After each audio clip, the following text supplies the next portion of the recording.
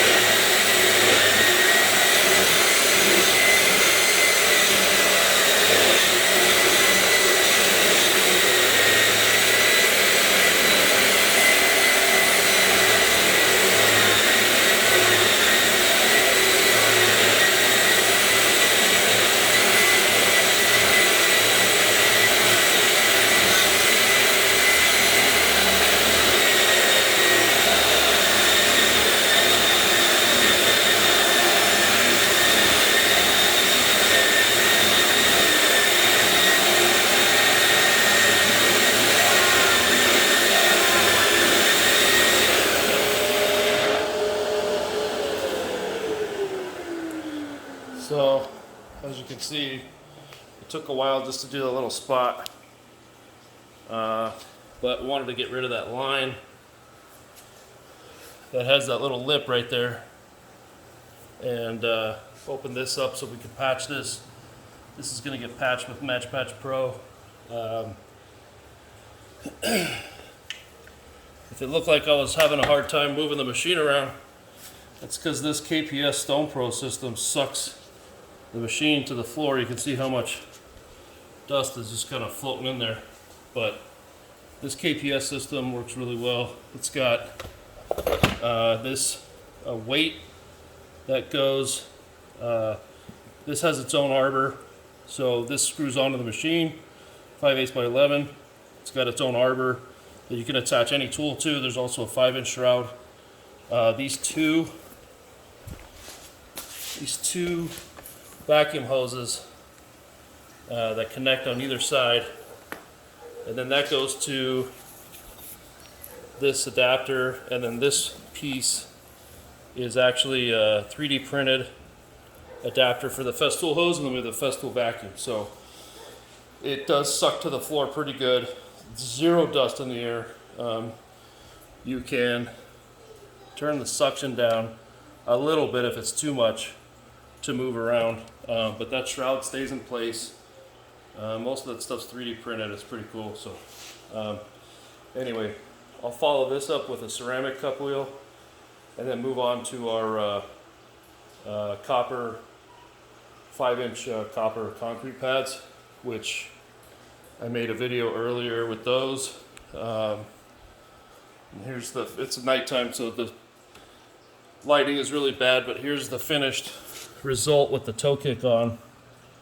It's polished right up to the edge. This was never completed 100%, so